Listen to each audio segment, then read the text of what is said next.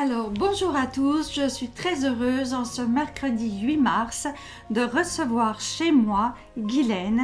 Guylaine est une conseillère en naturopathie, homéopathie, coaching et suivi alimentaire depuis 22 ans.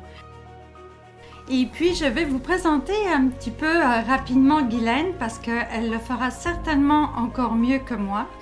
Donc, Guylaine, depuis 22 ans, est dans le monde de la naturopathie, de l'homéopathie. Elle fait également des nettoyages yogiques pour ceux à qui ça parle un peu plus. Sinon, prenez toujours des renseignements. Il s'agit de nettoyage de tout l'appareil digestif ainsi que intestin et côlon. Donc, et en plus, la méthode permet de devenir autonome. Et il s'agit d'une technique qui vient de l'Inde. C'est une technique ayurvédique.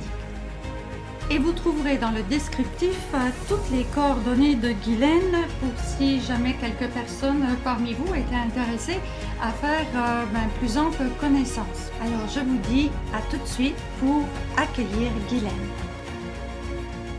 Alors, bienvenue Guylaine. Ça va très bien, merci. Et toi? Oui, ça va bien. Super.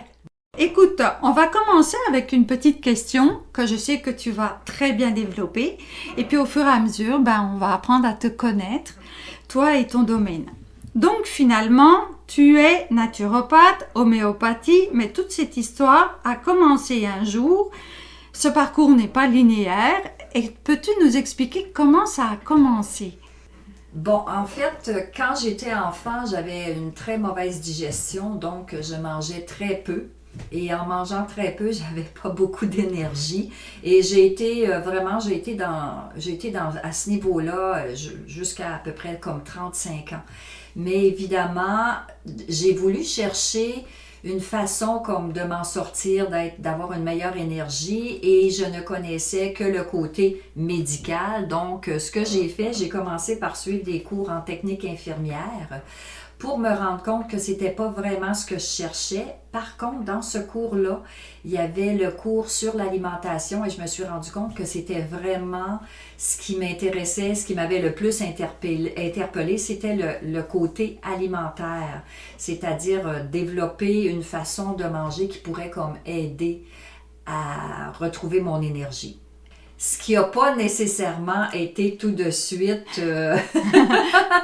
parce que j'ai quand même, après mon cours de technique infirmière, c'est-à-dire que je ne l'ai pas complété, mais j'ai commencé à travailler, je dirais comme mes connaissances plus du côté végétarien, combinaison alimentaire, et donc, ça m'amenait à manger encore au moins finalement, mais par contre, je digérais mieux parce que je faisais les combinaisons alimentaires.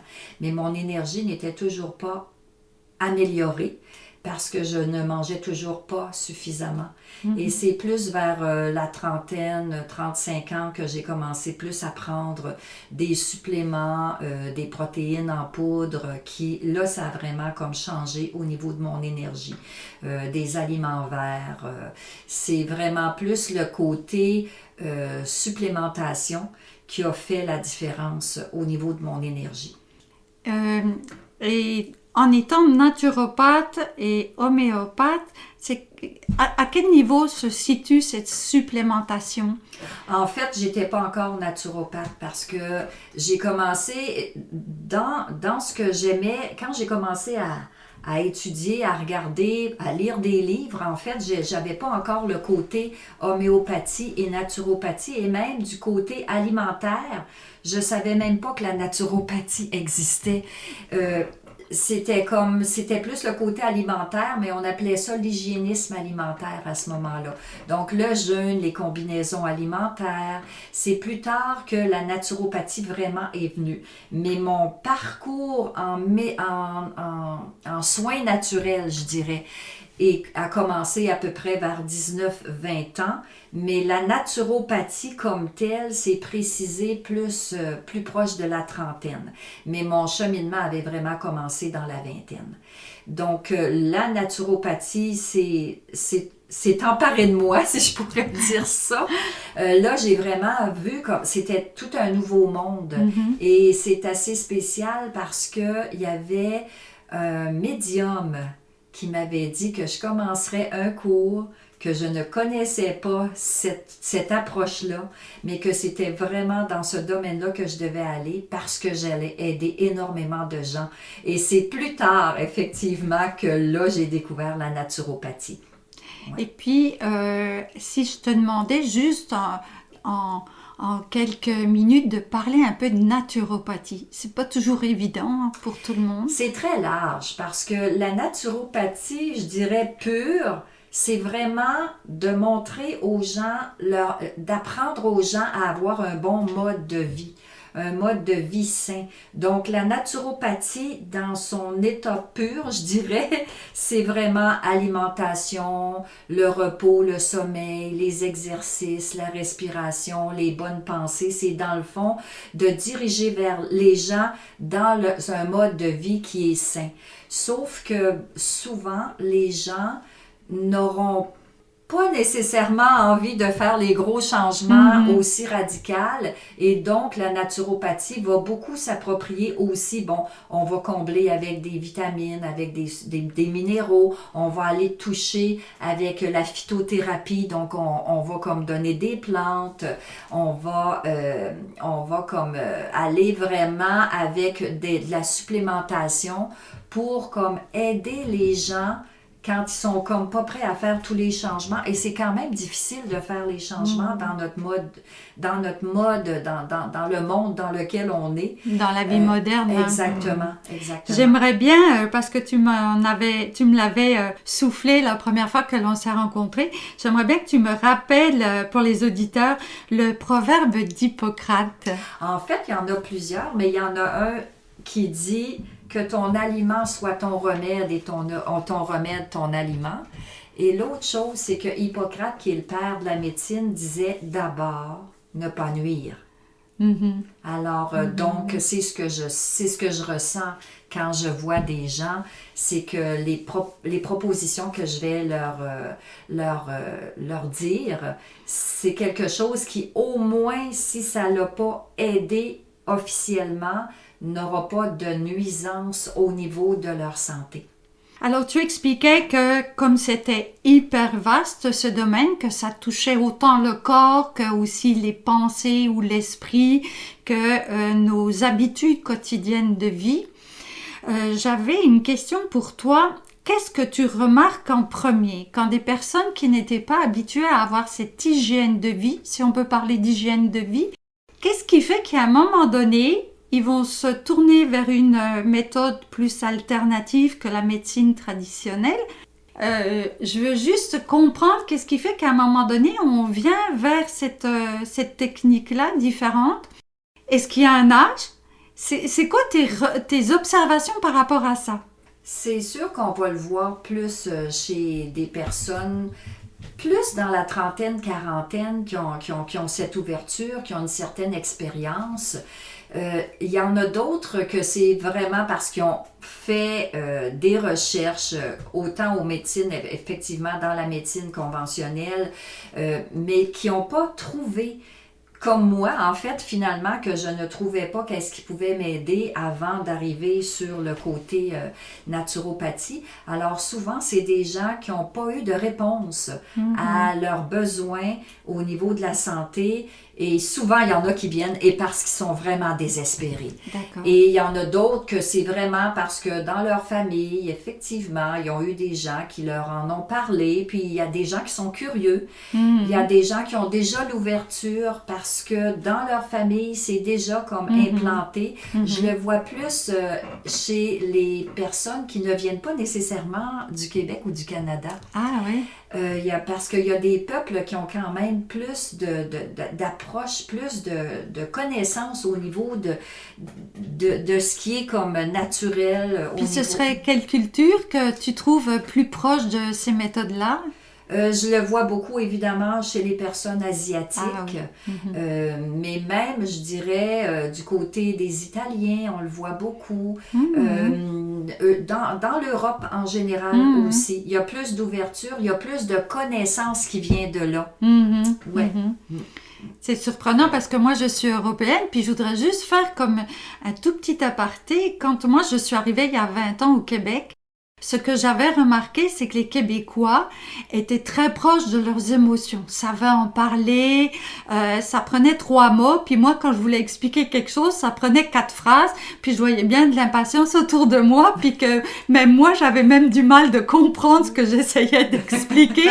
Puis là, tu es en train de m'expliquer que finalement, c'est comme si peut-être chacun a un peu ses particularités, puis que dans d'autres pays, on est peut-être plus proche du corps, puis dans certains plus proches des émotions, puis j'imagine que d'autres sont encore plus proches de leur âme, je sais pas, on pourrait voir ça comme ça. Oui, mais même, tu vois, moi je viens quand même d'un petit village en Gaspésie, puis on n'entendait jamais parler, c'est un village là, de 2000 habitants en Gaspésie, mais dans ma famille, on n'a jamais parlé de plantes, ou on n'a jamais parlé, puis et c'est comme même les fermiers ne connaissent pas les plantes sauvages qui poussent autour d'eux, et les effets bénéfiques de ces plantes-là. C'est pas parce qu'on vit au milieu de la nature que l'on s'intéresse à tout ce que la nature a à nous offrir, c'est ça? Exactement, oui. D'accord. Excellent. Alors, Guylaine, je vais me permettre de te ramener un peu, je t'ai laissé un peu nous expliquer toutes les possibilités qui faisaient qu'une personne allait se tourner vers ces alternatives-là. Et puis, comme il y en a énormément, que c'est vaste, toi, le plus simple, le plus santé ou le plus bénéfique pour une personne qui dit « Ok, je fais un premier pas », c'est quoi pour toi ce premier pas à faire? Ça serait l'alimentation. Je pense que si les gens avaient une alimentation qui était équilibrée, et je dois dire que 95% des gens qui viennent me voir me disent qu'ils mangent bien, et 95% de ces gens-là, ce n'est pas vrai. Pas parce qu'ils me mentent, parce qu'ils pensent qu'ils mangent bien. Alors, on peut avoir des bons aliments, mais mal répartis dans la journée ou même dans une semaine, ce qui fait que l'équilibre n'est pas là. Et dans l'alimentation, il n'y a pas juste la question de la qualité des aliments. Comment est-ce qu'on mastique? Alors ça, c'est un gros problème, et la quantité aussi qu'on va manger. Donc, c'est sûr que c'est l'alimentation. Pour moi, si les personnes commençaient par le côté alimentaire, on aurait beaucoup moins besoin, effectivement, d'aller chercher comme des suppléments, des vitamines, des minéraux. Et les plantes, pour moi, par contre, font partie de l'alimentation. Parce que même si on a des aliments qui sont biologiques,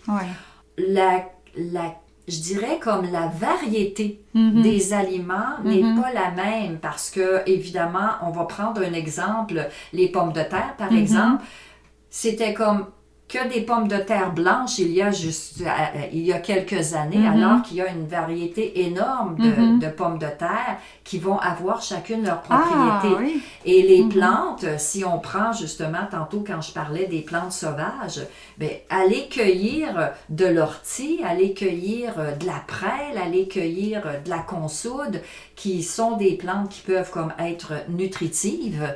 Ça peut être vraiment comme un apport de plus. Surtout comme l'ortie qui est vraiment la hantise des fermiers, alors que c'est une des plantes les plus nutritives qui existent dans notre environnement. Oui, l'ortie. Et puis, j'avais lu aussi qu'il y avait une des plantes qu'on devrait presque tous avoir dans notre jardin, c'est la menthe poivrée. Est-ce qu'il y a quelque chose pour là? La digestion, entre autres. Alors, la menthe poivrée, c'est comme très, très bon au niveau de la digestion. Seulement la digestion? Non, il y a jamais une plante qui va ne faire qu'une chose. La menthe poivrée va aider beaucoup aussi au niveau comme de rafraîchir durant l'été. Mais c'est comme, il y a vraiment d'autres propriétés qui pourraient être assez... C'est comme des fois, quand on lit sur une plante, on pourrait avoir un livre qui explique toutes les propriétés d'une plante. Alors, toi, tu as parlé que ce serait bien de se tourner vers l'alimentaire en tout premier pour faire des changements dans sa vie. Oui. Donc, tu as parlé du bol alimentaire, la quantité, tu parles du choix des aliments, de la combinaison des aliments. Y a-t-il autre chose encore? Au niveau alimentaire? Oui, juste pour... Je dirais que ce qui est très important, c'est de faire des cures. Et faire des cures alimentaires, ça peut être à un moment donné de faire un jeûne pendant une journée. Il y a des gens maintenant qui font comme des jeûnes qu'on appelle intermittents. Mais faire des cures, c'est vraiment important. Est-ce que tu mets jeûne et cure pareil ou parce que quand je t'entends parler de cure... Ben, cure, ça peut être intéressant. Admettons, ça pourrait être une cure. Quand je parle de cure, un exemple, ça pourrait être des tisanes, ça peut être des jus. Ça peut être une cure de raisin. Oui. Alors, ça peut être une cure dans ce sens-là, tandis qu'un jeûne, moi, quand je parle de jeûne, je parle de vraiment, on ne mange rien. Voilà. Ça peut être juste de l'eau. Et il y en a même qui vont aller jusqu'à faire des cures, des jeûnes secs. Oui. C'est-à-dire pas du tout manger, pas du tout boire, mais à ce moment-là, le jeûne peut être comme moins long. Évidemment. Puis là, on préconise quand même d'être suivi. On ne se lance pas là-dedans comme ça du jour au lendemain. Non, il y a des préparations avant et il y a dans le retour du jeûne, il y a aussi certaines précautions à prendre. Puis ici, on parlait des cures parce que là, c'est à la portée de tout le monde. On continue à manger, à boire. Moi, j'aime ça, cette idée. Même si je peux éventuellement envisager de manger que du raisin. Il arrive un moment donné, on mange du raisin et, oh mon Dieu, on se dit, mais qu'est-ce que c'est sucré! C'est parce que à force de manger moins de sucre, on détecte tellement le sucre là où il est naturellement que des fois, on trouve le raisin trop sucré. Oui. C'est surprenant. Alors, par exemple, faire une cure de raisin, est-ce que la meilleure saison pour le faire, c'est au moment où il pousse naturellement ou faire une cure de raisin parce qu'on en a toute l'année au Canada, ce qui surprend vraiment mes amis européens. T'as du raisin toute l'année? Je dis oui. Mais qui ne vient pas d'ici nécessairement. Ou est-ce que tu préconises de le faire n'importe quand ou est-ce qu'il y aurait aussi d'autres aliments que l'on peut faire des cures? Oui. Ben en fait, c'est sûr qu'on entend souvent parler que les cures, normalement, ça devrait être fait au printemps et à l'automne. OK.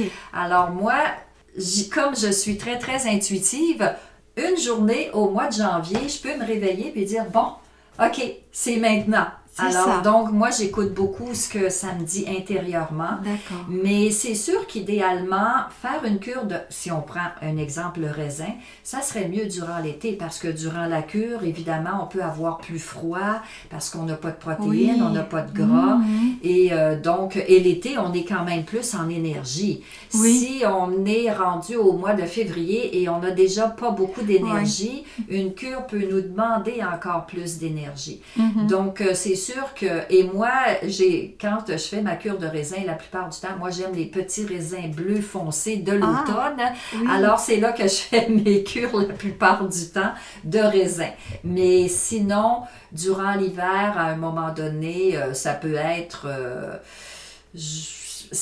tout simplement, bon, je décide de faire une journée à l'eau. Par contre, une cure qui peut être intéressante, des fois, il y a des gens qui viennent me voir et ils ont comme des problèmes digestifs, puis ils n'ont pas nécessairement beaucoup d'argent des fois comme pour faire, parce qu'il y a des cures qui existent en ampoule, il y a des cures qui existent en capsule, mais donc, je vais leur donner... Un exemple de cure qui est très facile, c'est le jus de citron, huile d'olive. Alors ça peut être intéressant le matin à jeun. Donc, jus de citron mélangé avec de l'huile d'olive, on le prend pur à jeun. On les mélange, on les prend à jeun. Et 20 minutes plus tard, on prend comme de l'eau chaude. Et on peut faire ça comme un exemple 3 semaines, 1 mois. Et ça aide vraiment beaucoup au niveau du foie. Ah oui? Oui. Et on peut commencer doucement. Évidemment, c'est comme chaque personne a une certaine sensibilité. Oui. Donc, selon la personne que je vais voir, il y a des gens que je me dis, OK, on va commencer doucement avec vous. Puis il y en a d'autres, on s'entend, une armoire à glace de 250 livres, un monsieur qui est bien bâti, c'est sûr que les doses ne seront pas les mêmes à ce moment-là. Là, c'est intéressant ce que tu approches, c'est que finalement, tu as parlé tout à l'heure, toi, tu étais très intuitive. Si un matin, tu te lèves puis tu te fais une cure de raisin en plein milieu de l'hiver, c'est parce que ton corps te le demande. Oui. Ça va pas peut-être même être bizarre pour certaines personnes. Mon corps me demande quelque chose quand on n'écoute jamais son corps. Donc, finalement, ça commence comment? De commencer à écouter son corps. Parce que peut-être que pour certaines personnes, c'est pas évident d'écouter son corps. C'est sûr que la première chose, ce serait de voir aussi quand il y a des symptômes. Hein. La maladie, c'est une façon aussi pour les symptômes de dire il y a quelque chose qui va pas. Ouais. Prends-en soin. Mais sinon, commencer à écouter son corps quand il n'y a pas de symptômes, pas de maladie, ni quoi que ce soit. C'est comment que ça se passe? En fait, je pense que j'ai toujours eu cette intuition-là, mais qui a été beaucoup étouffée à cause de notre éducation. On n'en entend pas beaucoup parler. Il y a des familles, effectivement, que c'est très ouvert, mais dans les familles traditionnelles, c'est très, très peu utilisé ou c'est très peu connu. Donc, j'avais cette intuition-là enfant, sauf que ça a beaucoup, beaucoup été comme réprimé. Mm-hmm. Donc, c'est vraiment... Je vais te couper là tout de suite, Guylaine, parce que là, je trouve ça important. Quand tu dis que c'est réprimé, ça a été réprimé. Est-ce que, par exemple, enfant, tu avais le goût de manger certaines choses, puis là, on s'entend, hein, les auditeurs, c'est pas le goût de manger un bonbon, un caramel ou un gâteau. Tu avais peut-être le goût de manger quelque chose, j'imagine que tu es santé. Puis, ça faisait pas partie des habitudes familiales? Non, ben moi, ma mère, quand même, elle était assez ouverte. Oui. Et c'était le guide alimentaire canadien. Je pense que ma mère a connu le premier guide alimentaire canadien. Elle avait déjà comme une certaine ouverture de ce côté-là. Ah. Mais c'était plus au niveau de mes réflexions. J'avais des fois des réflexions qui montaient, qui n'étaient pas du côté intellectuel, et quand je donnais ces réflexions-là, on me disait, ben voyons Guylaine, ça n'existe pas. Alors donc c'est plus à ce niveau-là que mon intuition a beaucoup été réprimée. Et jusqu'à 19 ans, j'ai pensé que j'étais folle. Et voilà. Parce que justement, on m'arrêtait souvent dans les réflexions que je pouvais avoir, donc j'ai appris à me taire. Puis, est-ce qu'on peut avoir un ou deux exemples sans forcément, si tu en as le goût, d'en partager une ou deux, qui étaient vraiment pour toi récurrents, qui revenaient en permanence, puis qui étaient réprimées régulièrement? Alors, ben, je dirais que celle qui revenait souvent, c'était, évidemment, dans mon langage d'enfant, je ne pouvais pas parler d'entités autour de nous, sauf que je disais, il y a des gens... Il y a probablement des gens qui nous regardent, OK? Et donc, c'était... Puis, comme j'étais pas clairvoyante, que c'était plus de la clairsentience, alors, donc, c'est comme... J'avais pas les termes, j'avais pas les mots, mais depuis que j'étais comme très, très jeune, je sentais des entités autour. D'accord. Et sauf que j'étais pas capable de les identifier, évidemment, parce que je ne les voyais pas. Mais donc, évidemment, on me disait, voyons Guylaine, ça n'existe pas. Donc, j'ai appris à me taire. D'accord. Donc, en fait, c'était plus du côté d'un don que tu avais, ces réflexions qui étaient réprimées. Ben là, on va s'en parler un petit peu juste après pour développer aussi un petit peu ce sujet. On a parlé, c'est sûr qu'on n'a pas beaucoup creusé naturopathie, homéopathie. Aurais-tu quelque chose, un message que tu aimerais partager? Je sais que tu fais aussi des conférences. Alors, si jamais il y avait des auditeurs intéressés qui ont l'habitude d'organiser des événements, je pense que c'est quelque chose. Toi, tu n'aimes pas organiser, mais tu es toujours prête éventuellement? Oui. C'est quelque chose? OK. Tu aimes partager ton savoir. Oui, j'ai déjà fait beaucoup de conférences. Quand j'étais en Ontario, je faisais à peu près comme une dizaine de conférences par année. Je fais des ateliers aussi en germination. Donc, oui, et j'aime beaucoup ça.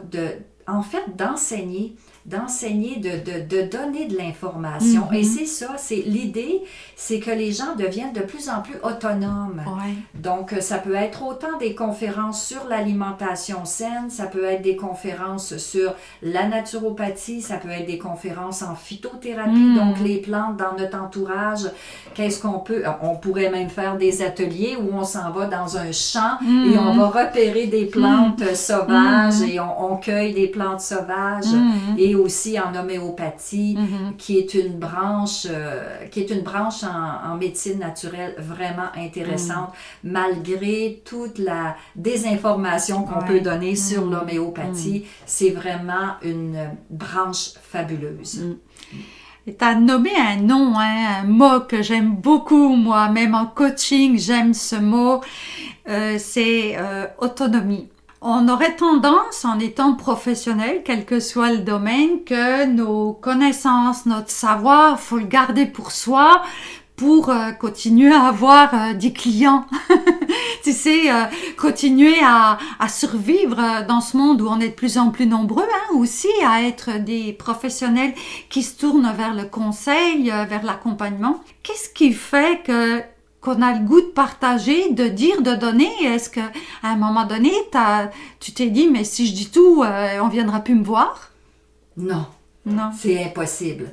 Parce que si je donne tout ce que j'ai à donner à quelqu'un, cette personne-là qui va être comme satisfaite, qui va apprendre, elle va pouvoir comme le transmettre à d'autres dans son entourage qui n'auraient probablement jamais appris qu'est-ce qui pouvait exister.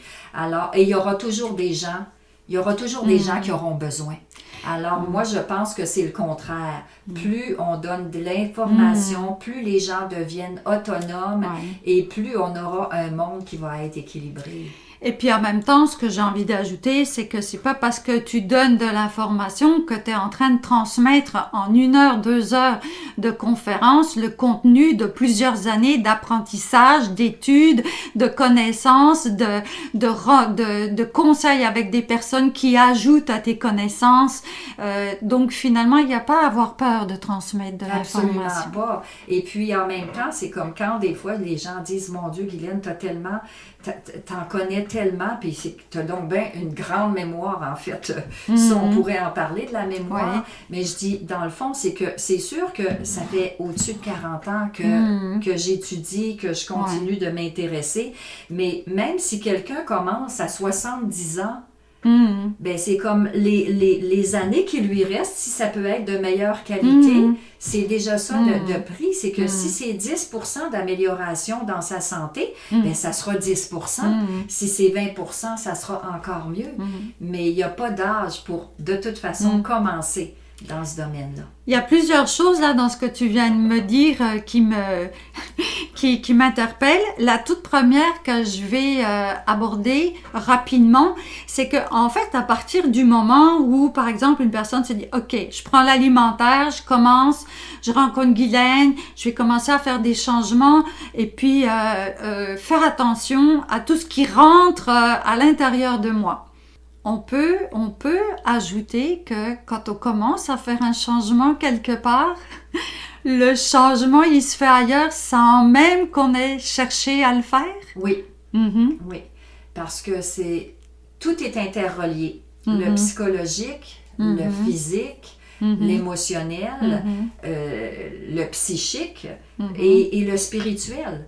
Alors, je vais donner un exemple, c'est que si je mange, admettons, on va dire du bœuf, la façon que les animaux sont élevés, la façon qu'ils sont abattus et qui traînent une peur quand ils s'en vont vers l'abattage. Alors, c'est comme, il y a une impression qui a été mise, qui est transmise dans cette chair-là, dans cette viande-là. Alors oui, on va avoir comme des impacts dans notre santé. Si, admettons, on fait les changements, on va voir des changements autant au niveau, ça peut être de notre mémoire, du côté psychologique, du côté émotionnel. Définitivement, c'est un trépied. C'est systémique. Oui, hein? Oui, absolument. C'est ce qu'on dit aussi en coaching, tout est systémique. Oui.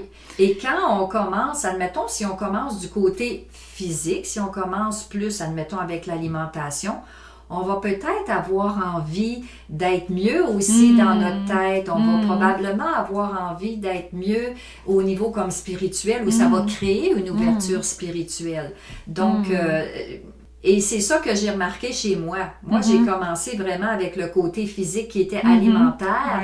Et ça m'a amené à vouloir aller chercher psychologiquement. J'ai-tu des traumatismes à régler? Et à un moment donné, je travaillais avec ce côté-là. Puis là, le côté spirituel a embarqué. Puis là, des fois, au niveau alimentaire, bon, c'est comme on se néglige un petit peu plus. Puis tout d'un coup, ça repart.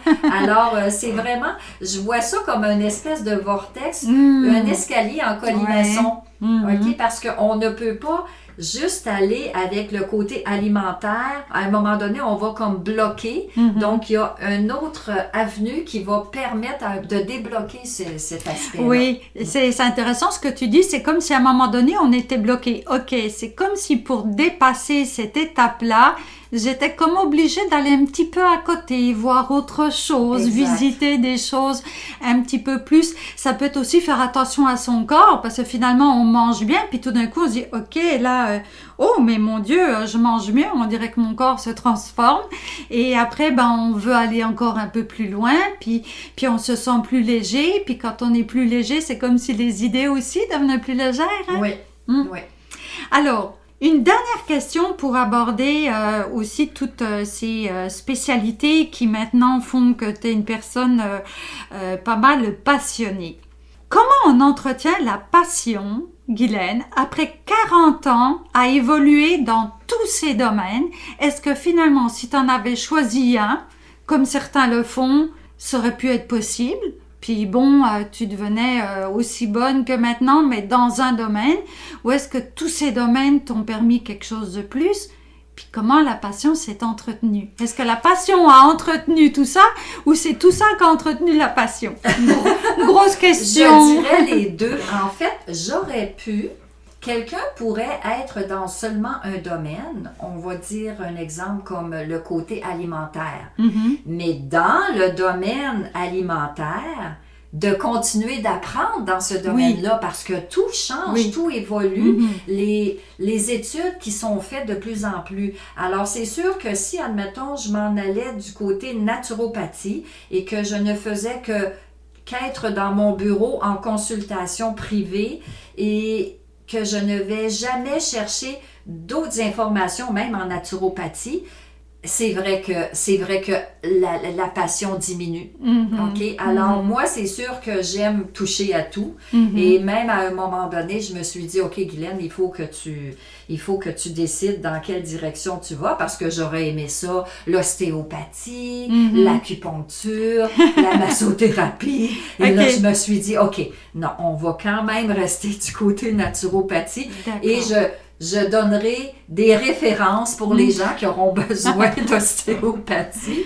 Mais de toute façon, c'est que tout s'imbrique aussi. OK? Parce que des fois, j'ai des gens qui viennent me voir et j'ai appris des choses émotionnellement pour moi, dans mon évolution personnelle.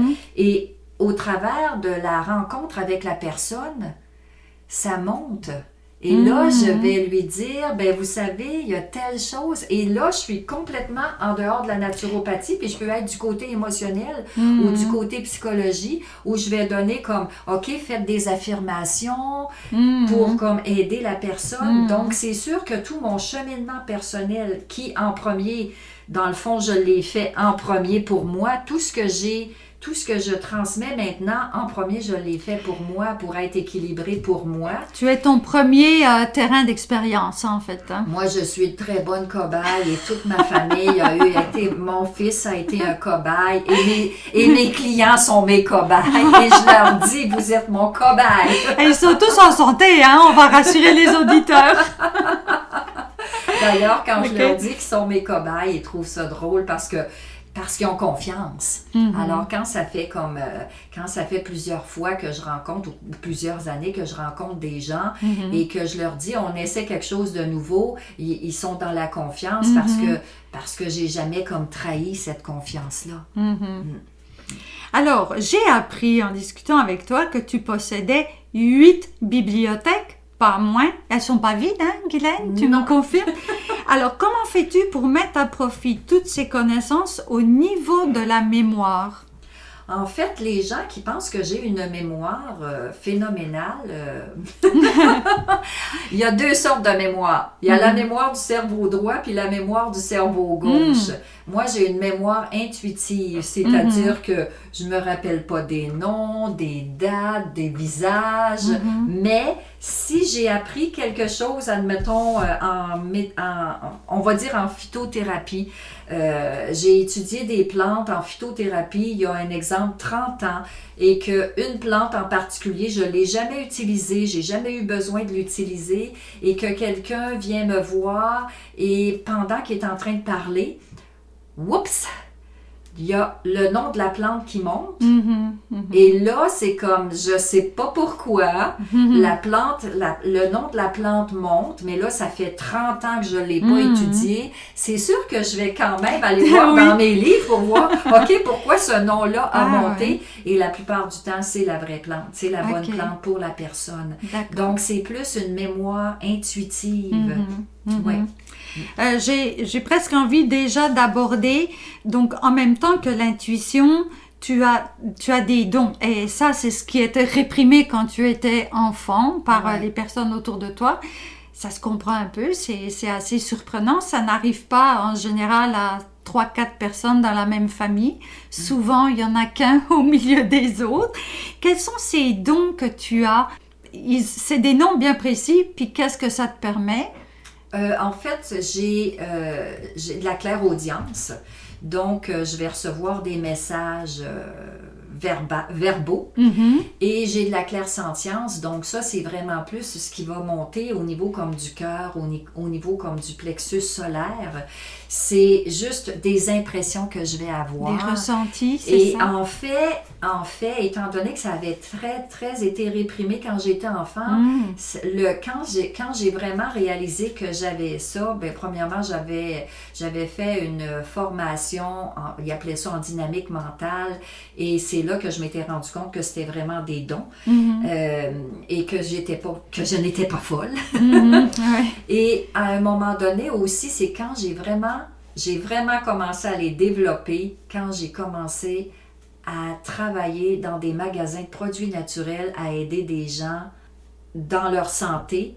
Et c'est là que vraiment la clairaudience a vraiment comme pris son envol. D'accord. Donc, en fait, tu dis que tu as commencé à développer, mais est-ce que c'est comme venu plus naturellement, puis tu as compris que le processus était en train de se remettre en marche? Oui, exactement. D'accord. Oui. Parce que tu étais là où ce don pouvait s'exprimer. Oui. Parce qu'il y a des gens qui, effectivement, vont avoir de la clairaudience, de la clairsentience et qui vont peut-être utiliser leurs dons. Il y a des gens qui vont dire, OK, bon, moi, j'ai besoin d'avoir une orientation dans ma vie. Moi, c'est vraiment pas là que ça s'exprime. Quelqu'un qui me dit, Guylaine, OK, qu'est-ce que tu vois autour de moi ou qu'est-ce que tu sens? Ça fonctionne pas comme ça. C'est quand je suis vraiment en mode, je dirais... comment je pourrais le dire, réception de la personne qui est en train... Mais dans ton domaine. Exactement. Voilà.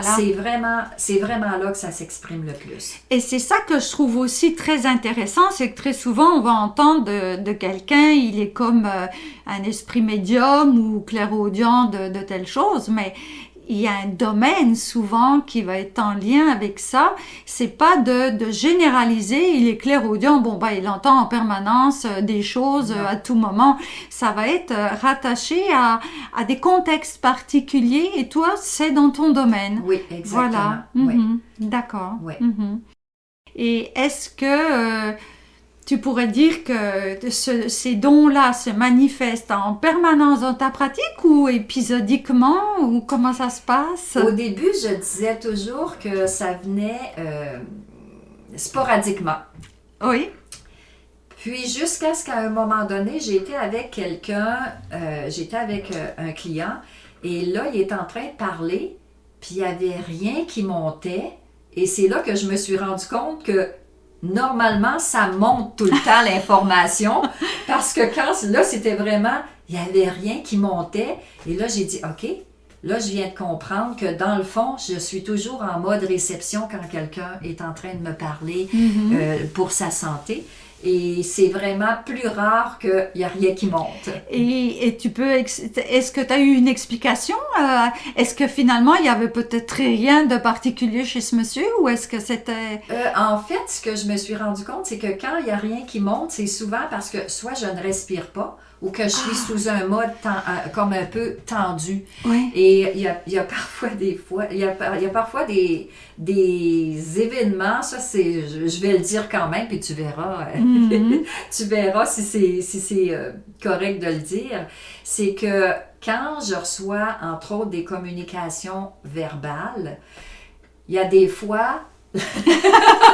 J'aime bien le geste. Le message est comme à peu près à 2 pieds à droite en haut de ma tête. À droite. À droite en haut de ma tête, à 2 pieds. Oui. Et je sais que le message est là, mais il est pas rentré. C'est très intéressant ce que tu me dis, Guylaine. On va continuer là-dessus, mais je veux quand même faire la parenthèse que, en étant coach PNL, en PNL, la direction de quelque chose, par exemple, où vois-tu ton présent, ton passé, ou cette émotion, ou la situes-tu, c'est vraiment ça. Ça peut être en l'air, à 2 pieds, à 50 pieds, ça peut être à droite, à gauche, derrière. C'est vraiment très intéressant ce que tu viens de faire comme message. Alors je voulais juste faire cette parenthèse-là parce qu'en PNL, je pensais pas que tu le ferais comme ça intuitivement. Comment le message est descendu à toi? Il est resté à 2 pieds à droite? Alors, quand il est à 2 pieds à droite en haut, là, maintenant, je suis assez à l'aise des fois. Avec certains clients, je vais en parler. Je te coupe. Quand il est à 2 pieds en haut à droite, il n'est pas accessible pour toi, c'est ça? Non. Donc, tu sais qu'il est là, oui. mais pas accessible. D'accord. Oui. Alors, donc, j'ai beaucoup de clients maintenant qui le savent. Donc, je vais leur dire, OK, bon, il y a un message qui est juste ici, là, puis il ne veut pas rentrer, ça fait que je vais respirer, là. Alors là, je dis, je respire. Je respire comme pour... Tu te centres. Oui, pour me recentrer. Puis là, le message arrive. Là, intéressant. Puis le message, il rentre dans mon cerveau droit. OK. Alors, le coach te pose une question. Qu'est-ce qui fait que tu n'étais pas à ce moment-là centré? Est-ce que la personne en face de toi, le contexte environnement, qu'est-ce qui fait que tu as été comme décentré par rapport à un autre client? En fait, c'est que il faut dire que quand j'ai quelqu'un qui me parle oui. et que je reçois des messages en même temps que la personne me parle, oui. c'est que quand la personne me parle, pour écouter ce qu'elle me dit, j'utilise plus mon cerveau gauche. D'accord. Et quand c'est comme mon intuition, c'est mon cerveau droit. Mais là, je reçois 2 messages en même temps. Celui de la personne qui est en train de m'expliquer sa situation, que je dois décortiquer avant de le faire transférer au cerveau droit pour recevoir l'intuition. Donc, il y a des fois, je reçois mes informations intuitives pendant que la personne est en train de me parler. Est-ce que... Mais je peux pas écouter mon intuition parce que je suis en train d'être concentrée sur ce que la personne me dit. J'ai eu l'image qu'on était comme dans une gare de triage, puis là, pour l'instant, il y a un wagon qui est en train de se décharger, puis l'autre, il est en attente. Donc, c'est souvent ce qui va se passer. OK. Ouais. Qu'est-ce qui fait qu'avec d'autres personnes, il n'y a pas ce phénomène? Est-ce que c'est dans la manière de cette personne de s'adresser à toi? Je pense qu'il y a des gens qui sont très, très clairs dans leurs explications ou en tout cas, ils ont un langage qui est exactement le langage que je comprends. Ils vont plus à l'essentiel des choses exact. Que toi, tu as l'habitude de traiter. Oui, alors qu'il y a des personnes que même elles ont de la difficulté D'accord.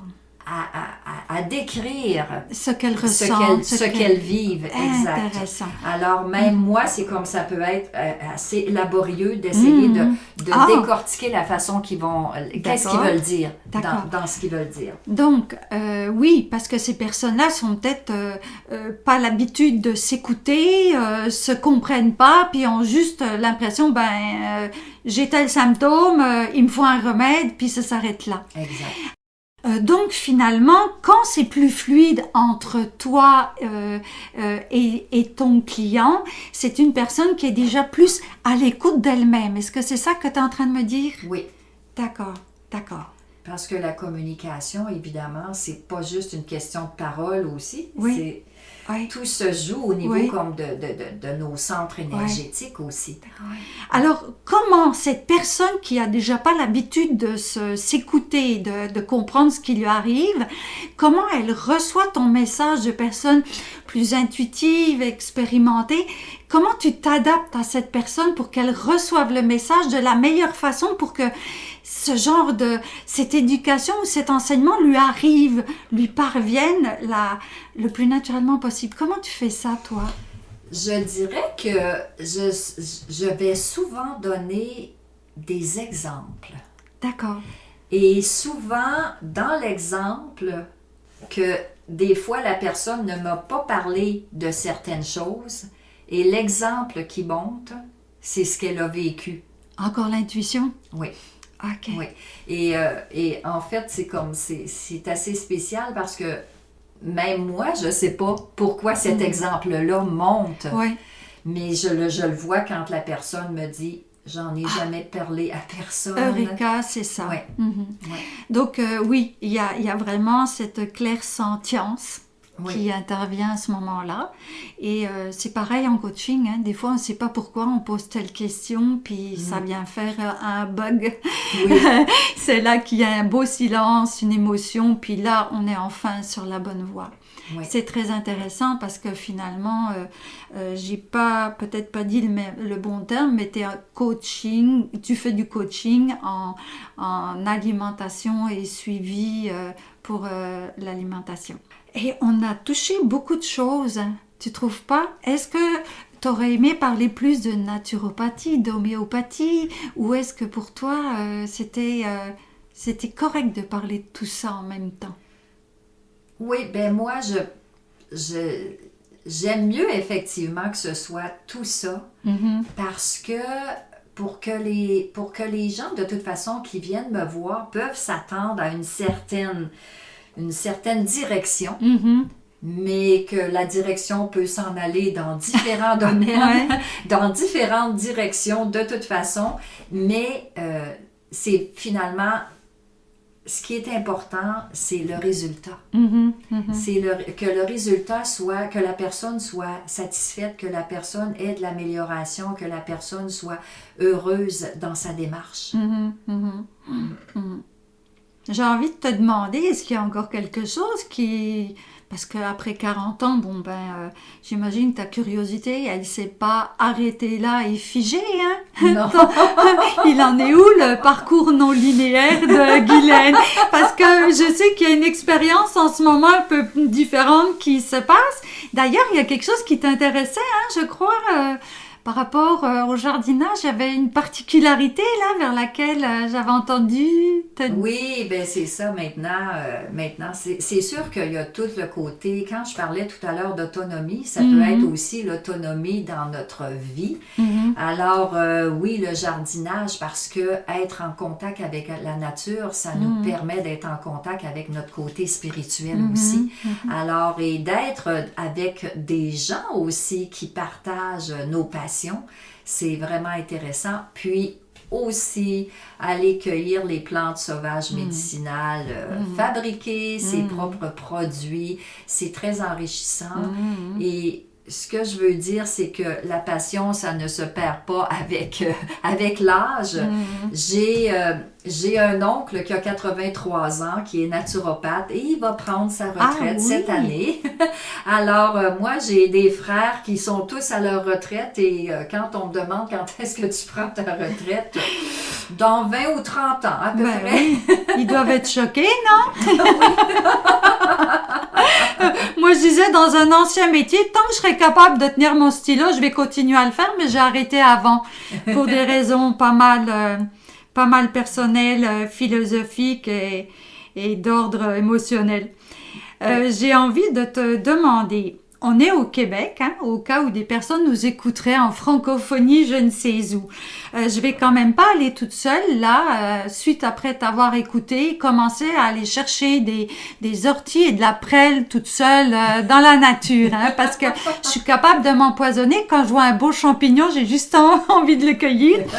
Donc, comment on fait? Est-ce que toi, tu fais des animations ou comment on fait quand on veut commencer à apprendre à peut-être cueillir quelques plantes qui sont hyper bénéfiques à la santé? C'est sûr qu'on peut quand même, il y a beaucoup de livres pour identifier les plantes. Par contre, il y a des plantes qui se ressemblent. Ah oui. Ça fait que le livre, moi j'ai commencé de toute façon dans des livres et c'est comme, j'avais une vingtaine d'années, puis j'avais comme les livres Fleurbec, je pense que ça s'appelait, là, des plantes sauvages du Québec. Puis en fait, la première année, j'ai identifié une couple de plantes, puis là, j'ai commencé à les expérimenter. Puis l'année d'après, je me disais, tiens, je vais en apprendre deux autres. Et ce qui fait que après 40 ans, bon, je suis peut-être capable d'identifier à peu près 60 plantes. Ah oui. Mais c'est de toute façon, c'est de commencer graduellement et de maîtriser celles qu'on apprend. Mais c'est sûr que moi,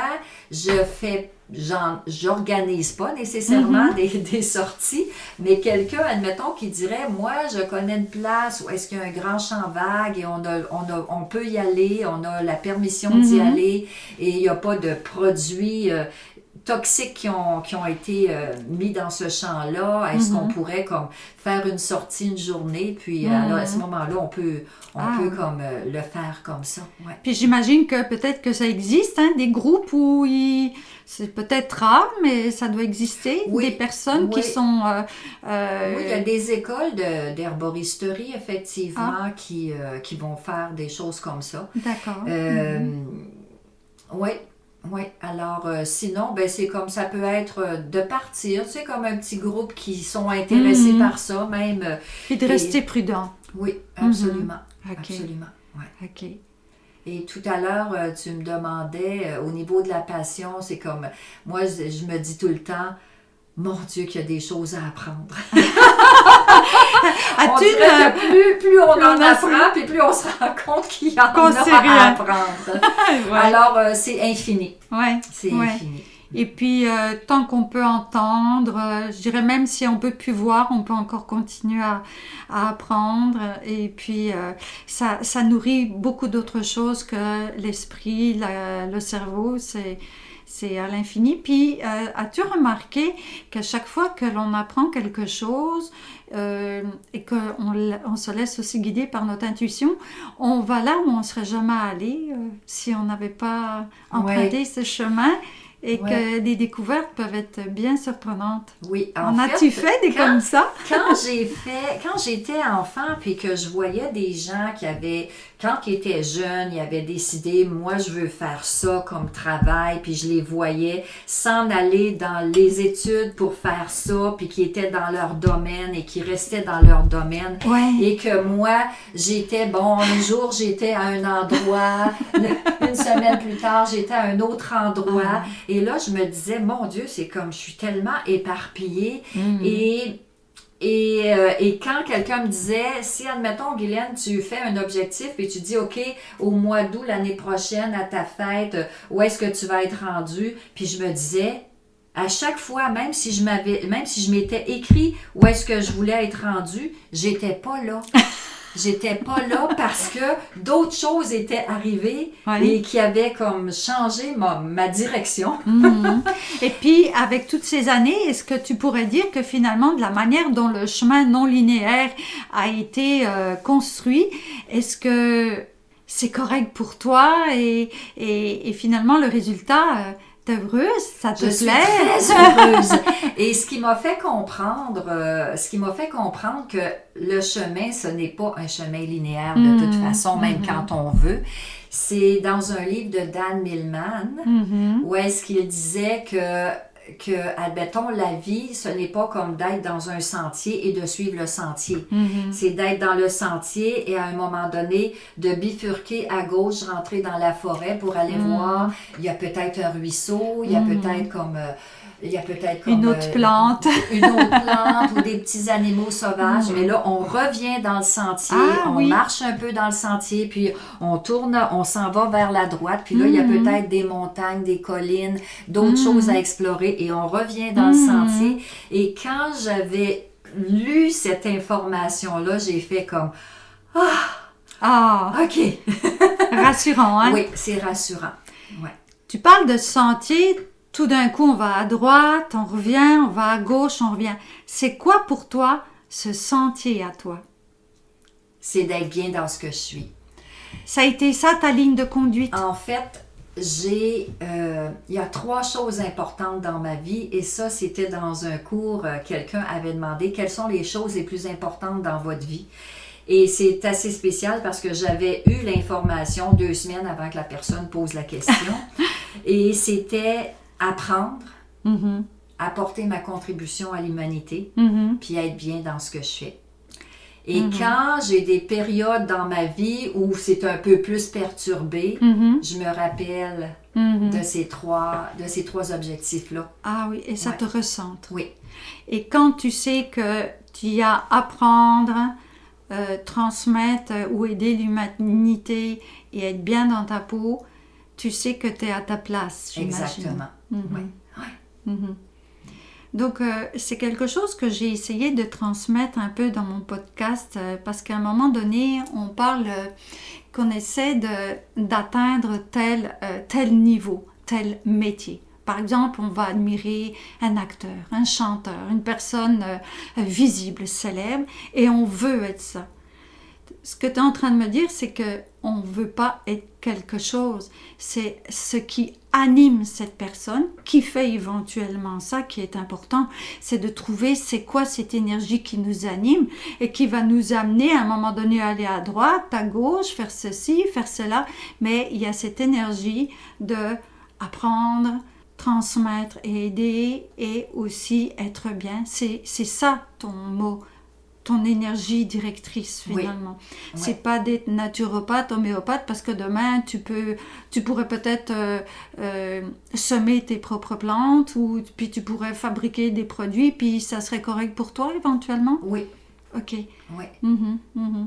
C'est vraiment de ressentir où est-ce que je m'en vais, est-ce que je sens que c'est ma place. Faire ce que tu fais est important, mais dans l'être que tu es. Oui. C'est ça. Est-ce que c'est un bon dernier mot pour toi, Guylaine? Oui, oui. J'ai vraiment apprécié cette entrevue. C'est parti dans tous les sens. Hein. Je suis comme toi, moi. On est des créatives. Hein. Alors, j'espère qu'il y a beaucoup de créatifs qui nous écoutent. Et puis, s'il y avait des très rationnels, je vous invite à être créatif puis à aller à droite, à gauche et revenir sur votre sentier, à condition de connaître votre propre sentier. As-tu un dernier mot à nous dire, Guylaine? En tout cas, je remercie les gens qui vont écouter, les gens qui ont comme cette ouverture-là. Et puis, merci à toi, parce que c'est vraiment très intéressant de pouvoir partager, parce que souvent, les gens ne comprennent pas nécessairement le sens profond d'une personne dans son domaine. Et c'est intéressant de pouvoir comme se révéler. Tout à fait. Merci, Guylaine. Merci à toi.